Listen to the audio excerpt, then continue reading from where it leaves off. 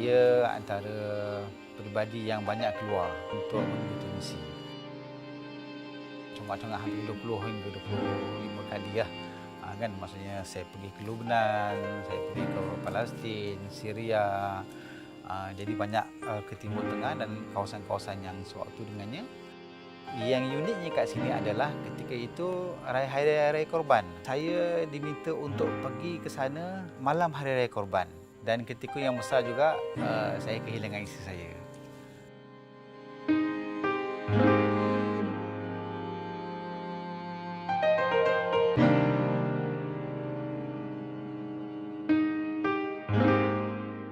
Saya ingat jadi hampir sebulan, saya kehilangan isteri, tapi saya diminta untuk pergi ke sana. Dalam waktu ketika itu memang orang tak tahu pun situasi sebenar di dalam Syria itu sendiri. Saya diminta kerana apa kita dapat kontak, kita boleh masuk, tapi hanya 3 orang saja untuk pergi masuk dalam Syria. Unik juga bagi saya kat sini, ketika mana saya diminta tu, saya meminta mereka supaya memberikan jawapan 10 minit saja. Tiket pun kita beli ketika itu memang ngam-ngam tak sampai 1 hari. Saya telefon, dia kata kita akan masuk Syria, saya nak ajak anda ke sana, tapi saya memberikan masa hanya 10 minit saja. Beritahu keluarga, ya atau tidak. Dengan keluarga saya yang saya baru kehilangan isteri, kemudian anak-anak saya masih memerlukan saya terpaksa minta staf-staf saya untuk jaga. Jadi maknanya satu keadaan yang betul-betul agak kritikal lah, kan. Pada tu ada seorang sahabat datang ke rumah saya. Masa tu saya nak angkat beg dah. Tiba dia datang, dia nak ziarah, kan. Dia tahu isteri saya meninggal. Saya pun layan dia. Saya nak berangkat dah ni. Sebab flight saya dah, kita lagi 2-3 jam terpaksa ada di airport, kan. Jadi maknanya dia sembang-sembang, dia tak tahu saya nak pergi. Masa tu memang semua orang tak tahu saya akan pergi. Dan saya pun tak sempat nak beritahu ibu saya dan sebagainya lagi lah. Saya minta maaf, saya kata saya akan pergi Syria. Bila Ustaz? Dia kata, sekarang. Sekarang. Dia pun bergegas. Maksudnya perjalanan tu ad hoc, memang tidak dirancang. Memang kita kata memang memerlukan pengorbanan yang begitu tinggi lah. Kalau saya kata saya baru kehilangan isteri, mungkin saya kata nanti tak apalah. Tapi saya yakin ketika mana diminta untuk pergi, malam ni, besok boleh beli tiket, bagi jawapan, malam ni beli tiket, esok kita bertolak. Dan itu memerlukan semangat lah. Semangat, maknanya kita mungkin ini pertama kali dan terakhir kita pergi. Kan ini peluang yang pertama, dan kalau peluang ni saya tak rebut, sampai bila-bila saya tak akan dapat. Kita tawakal tu memang fully lah. Kita tak meletakkan sedikit pun, tak ingat pun nak balik ke, tak ingat pun kata nak telefon ni, nak telefon tak ingat dah.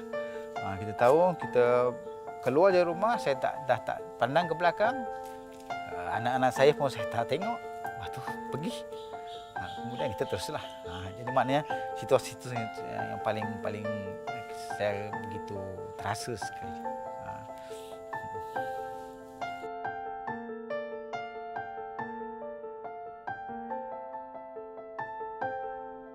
Yang menjadi contoh yang paling baik adalah mereka sendiri, rakyat Palestin itu sendiri.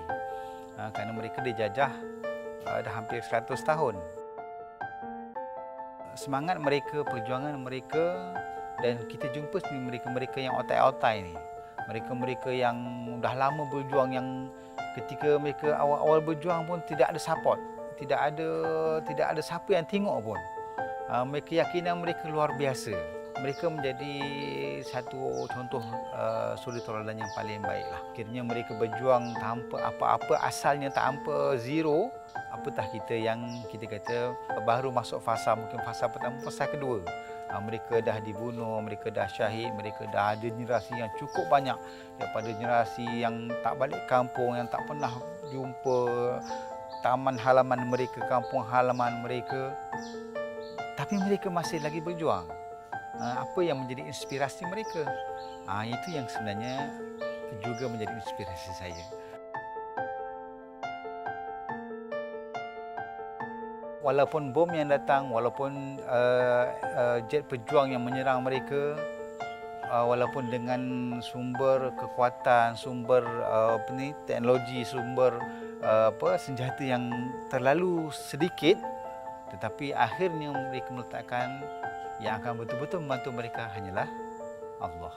Kita pun takkan nak meletakkan dunia sebagai kita punya goal yang besar, kan? Jadi inspirasi mereka, tanggungjawab mereka, semangat mereka yang paling besar adalah yang menjadikan kita, saya juga berinspirasi untuk meneruskan legasi ini, kan?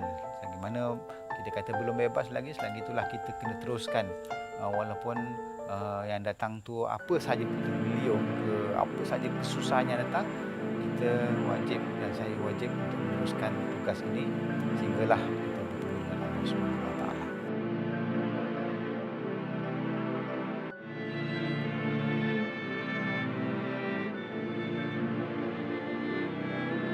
Kerana bantuan-bantuan yang sampai kepada mereka, kita nak sampaikan tu benar-benar sampai by hand.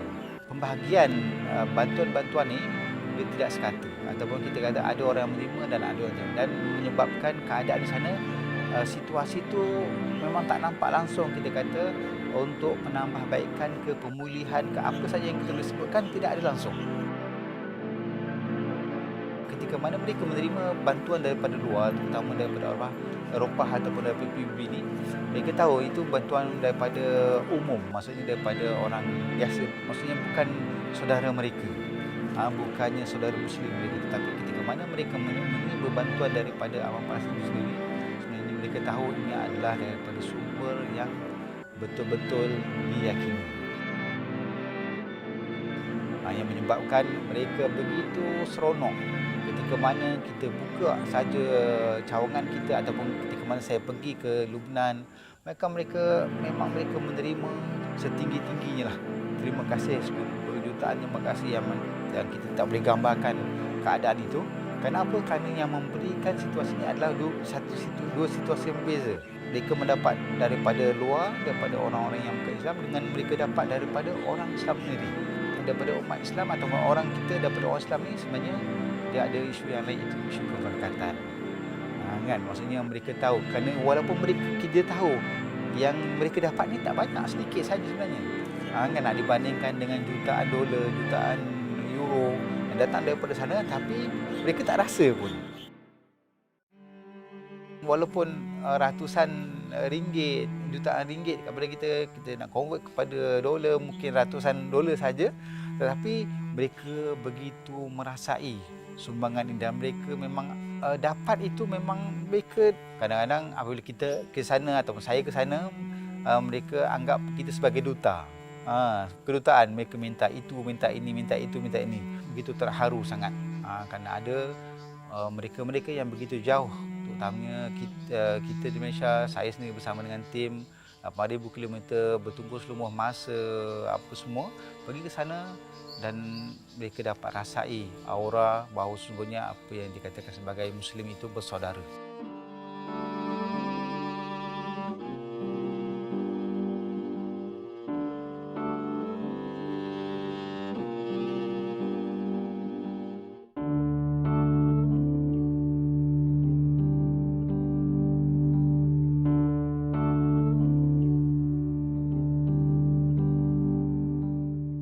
Mana 120 orang kita bawa masuk ke dalam Gaza, dan kita bawa cash yang hampir 1 juta, bawa cash.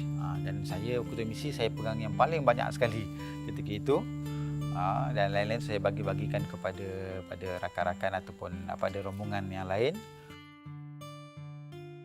Dan ketika mana saya masuk, saya cuba melepasi immigration di Mesir. Ketika itu mereka dapat lihat duit dalam beg saya. Ketika itu memang kita dah tawakal awal. Saya pun alhamdulillah Allah berikan maksudnya rasa tenang lah. Maksudnya walaupun duit dalam beg saya tu banyak, tapi Allah bagi saya ketenangan. Dan ketika dia buka zip saya, dia tengok duit yang memang berbandel-bandel ini. Saya pun kata saya tawakal. Mesti kena lebih lagi tawakal dia. Kadang kita tahu orang Mesir ni dapat duit ni, dia dah lain dia punya muamalah dia ataupun dia punya cara kita dia berinteraksi dengan kita. Dia buka beg saya, dia tanya ni duit untuk siapa? Saya kata terus terang ini duit untuk saudara-saudara kita di Gaza. Mereka beritahu kepada pengarah immigration ketika itu, tapi disebutlah apa yang saya sebutkan tadi. Maknanya dia untuk orang-orang Gaza ataupun Palestin di Gaza. Dia kata tak apa, lepaskan. Apabila kita pergi misi, kita akan buat 2-3 perancangan lah. Maksudnya ada plan. Maksudnya plan A, plan B, plan C. Maksudnya kalau plan A maksudnya kita yang normal. Kan? Kalau plan B, kalau berlaku apa-apa. Plan C mungkin kita exit lah.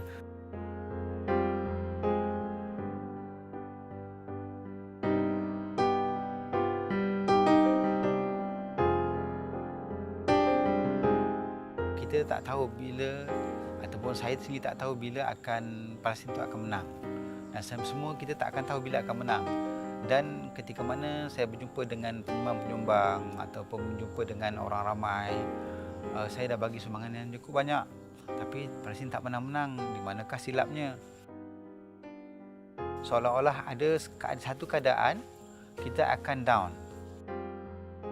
Tapi kita dapat pahala yang berlipat-lipat kali ganda. Yang terlalu banyak, yang kemungkinan besar inilah saham yang paling besar kita di akhirat nak bandingkan dengan amal-amal kita yang lain.